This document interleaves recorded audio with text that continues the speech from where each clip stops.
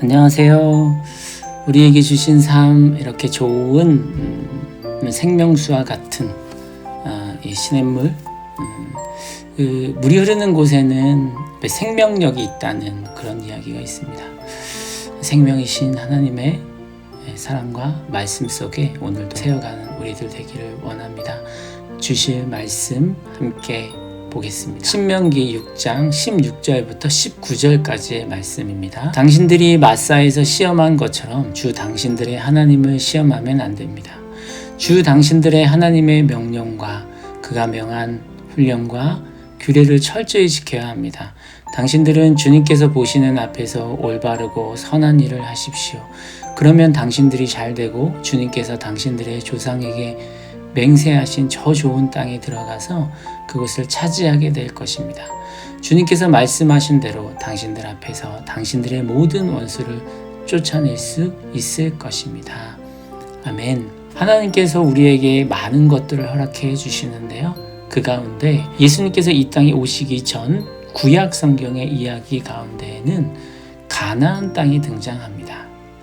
오늘 함께 나눈 말씀에는 가나안 땅, 하나님께서 허락해 주신 그 가나안 땅에 대한 이야기가 등장하는데요. 가나안 땅은 젖과 꿀이 흐르는 땅으로 이스라엘 백성에게 허락해 주신 땅입니다. 우리의 삶으로 돌아올까요? 하나님께서 나에게 허락해 주신 내 삶의 가나안 땅은 어디인가요? 이 가나안 땅은 나의 힘으로 이렇게 얻어진 것이 아니라 철저히 하나님께서 베풀어 주신 은혜임을 믿습니다. 그런데 이 땅을 주시기 직전에 모세를 통해서 하나님께서 말씀하시는 거예요. 풍족할 때 이 은혜를 잊지 말아라. 주 당신들의 하나님을 시험하지 말아라 라고 이야기하거든요. 가나안 땅으로 들어가기 직전에 언약을 갱신하는 하나님의 말씀을 전합니다. 모세를 통해서 너희가 그 땅에 들어갔을 때 어떠한 상황이 올 것이다. 그 상황이 바로 안정되어졌을 때, 가나안 땅에 들어가서 안정된 삶을 살아갈 때, 그때 간절하였을 때를 꼭 기억하라고 이야기하십니다. 왜 이런 말씀을 주셨을까? 분명히 삶 가운데 문제가 일어나는 시기가 온다라고 하는 것입니다. 앞서 말씀에는 12절에 그러한 순간에 여호와를 잊지 않도록 하여라 라고 이야기하십니다. 삶이 간절하게 되면 부르게 되는 습성이 있죠.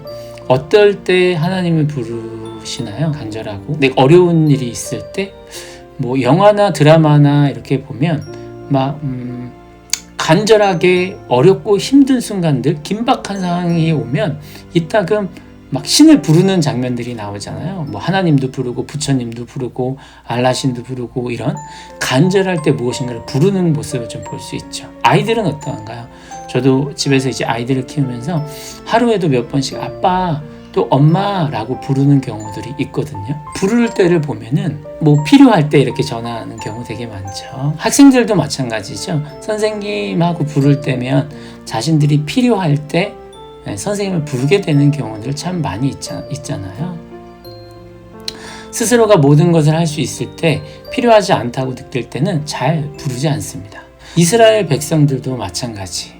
그들이 정착되어졌을 때, 그때 삶이 안정되고 배부를 때, 그때 이들이 여호와 하나님을 찾지 않을 수도 있다는, 그때, 바로 그때 나를 기억하라는 것입니다. 마음을 잡고 그럴 때일수록 나를 기억하여라.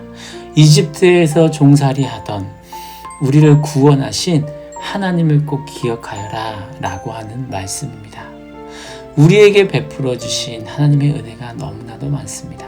그런데요, 삶이 안정되고 간절함이 없으면 없어지게 되어지죠. 감사함을 품고 살아가고 있는지, 오늘을 살아가면서 하나님의 은혜 안에 살아가면서도 내가 안정적이고 그냥 큰 문제 없이 살아갈 때 혹시 내가 하나님께서 베풀어 주신 은혜를 잊고 살아가는 것은 아닌지, 혹시라도 그 은혜가 내가 이룬 것처럼 내 것으로 생각하고 살아가는 것은 아닌지 한번 묵상해 보게 되어집니다. 그런 우리들의 모습을 생각하며 신명기 6장 17절 19절 말씀도 마찬가지입니다.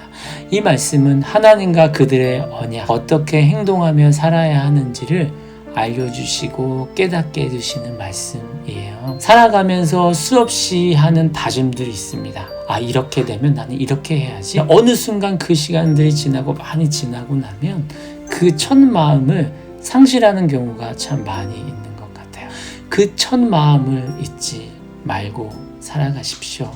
운동선수들을 보면 참 되게 노력하는 모습들을 보면은 너무너무 멋있어요.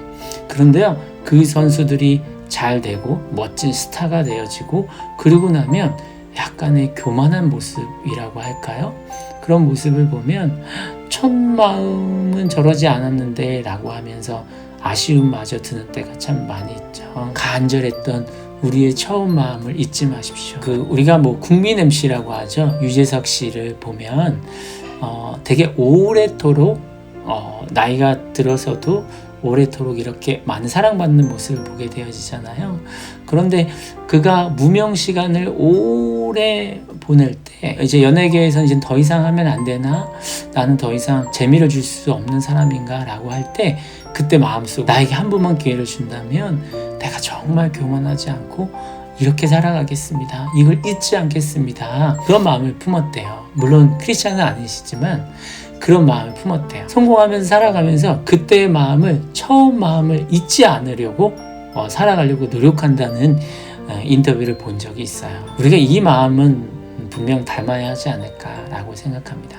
하나님께서 이스라엘 백성을 향하여서 그 마음을 요구하셨습니다.